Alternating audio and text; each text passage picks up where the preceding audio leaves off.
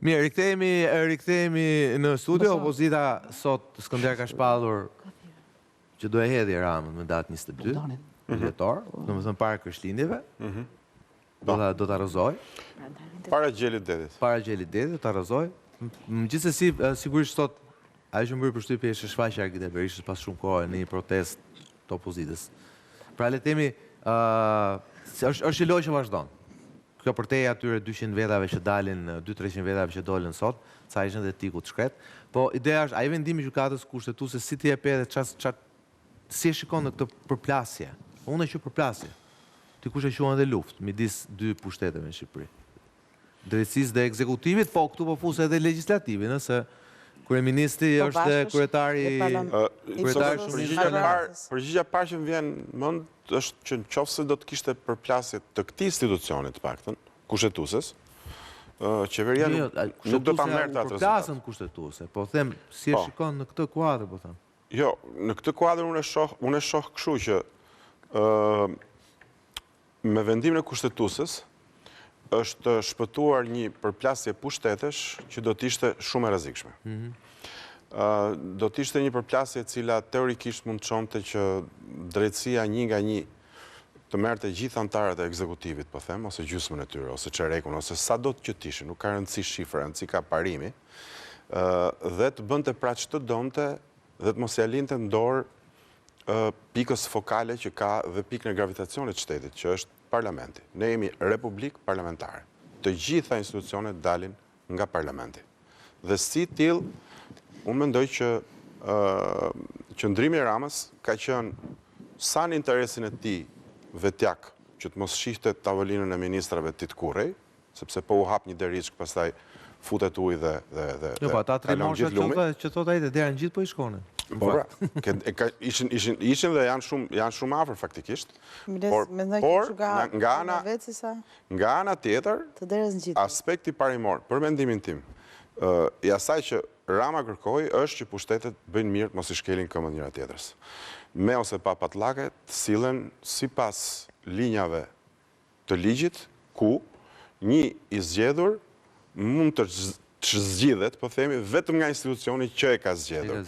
Dhe jo nga të tretë që vinë dhe marrin një vendim dhe të mbyllin derën e zyrës dhe ti nuk shkon dot aty.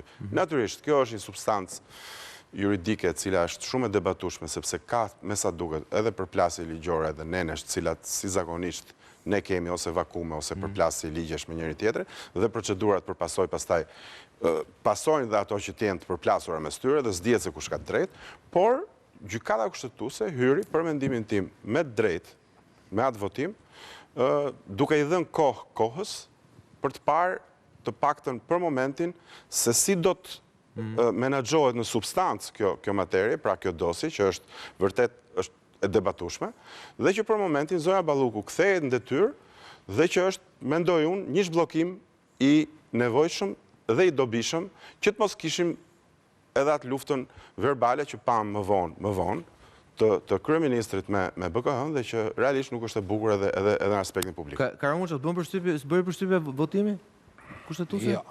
S'më bën përshtypje fare. Shikoni, në Amerikë kalkulohen votat sepse dihet ky president ka emëruar këtë antar të gjykatës lartë, supreme, futet aty edhe aspekti kushtetues, dhe ky president jetë kështu. Megjithatë, ata kanë një mandat të përjetshëm aty, mbasi marr. Pra nuk e kanë 9 vjeçar. Vdekja i heq. Kështu që po pra, aty vetëm jeta, edhe ose dorëheqja. Pra fundi i jetës ose dorëheqja mund t'i largojë. Kështu ka një garanci më shumë. Po në rasti konkret, unë kam vënë re që ka një masë fluide brenda gjykatës kushtetuese, që njëri e kundërshton qeverinë, parlamentin, del haptazi, dhe nga ana tjetër pastaj mundohet që në raste të veçanta, siç ishte edhe ky rast i fundit, të ngelet në pakicë ose të ketë një lloj ngjyrimi tjetër. Por ti hysh pastaj kush është ky, pse votoi kështu etj, për mua nuk është e mirë, nuk është e shëndetshme. Për mendimin tim, si ta bën? Jo. Tani ata janë gjyqtar, marrin një vendim. Tani nga ky moment të hysh para gjykosh tani i bie të hysh dhe të mbetesh në të njëjtin nivel kur ne shikonin prokurorët në rastin e zotit Velia ose më parë që filluan merreshin me shtëpinë, merreshin me pasurinë, me çdo gjë, pra i bën një veting publik i cili nuk ishte fare në ndihmë të drejtësisë, por ishte për t'i intimiduar. Edhe ky rast do të shikojmë. Ku Dervini që ja bëri prokurori? Do të shikojmë që i nxori prokurori dosjet. Vetimut familjes. Jo, u sulmuan prokurorët tash gjatë hetimit, jo, është tjetër gjë. Pra, në këto raste, le ta shikojmë se kjo është, shikoni, kjo masë është e përkohshme deri në datë 22 a 23 janar. Mbas kësaj, me njerë me fillimin 22 seanca. Bie me njerë kjo masë. Pra në 22 bie, pra nuk qëndron më mas kësaj. Pra do të diskutohet, aty do të merret vendim se ç'do bëhet më tej. Dhe do të shikojmë a do jetë më kjo shumicë pakicë apo do ndryshojë. Pra interpretimi, më fal, interpretimi në themel është problemi pastaj. Okej, po nëse ju e pat leximin e zbardhjes së vendimit, aty nuk ishte një unë jam për unë jam kundër. Pra aty palët e shprehan qëndrimin e tyre. Berisha me drejt thotë që vendimi u mor, sepse praktikisht 5-3 e kishin nxjerr qëndrimet e tyre. Pra, 3 kundër i kishin unifikuar qëndrimet e tyre, 5 pro i kishin... Vendim pakicë, vendim shumicë. Pra, ishin qëndrimet unifikuar edhe në argumente, nuk ishin një vendim i pa argumentuar. Unë ditë të them që ka pasur disa argumenta fillimisht që treshja ishte 4, ishte 5, dhe pastaj duke diskutuar disa ditë rresht, me orë shumë të gjata, filluan dhe erdhën tek treshi. Por të them edhe ditë në fundit nuk ka qenë 3 numri. E atyre që votuan në momentin e fundit. Ka qenë më shumë, por për shkak të argumentave, mënyrës se si argumentuar me njëri tjetrin, në fund kur u votua ajo që pam në shumica dhe pakica. Kështu që, pra ne them, janë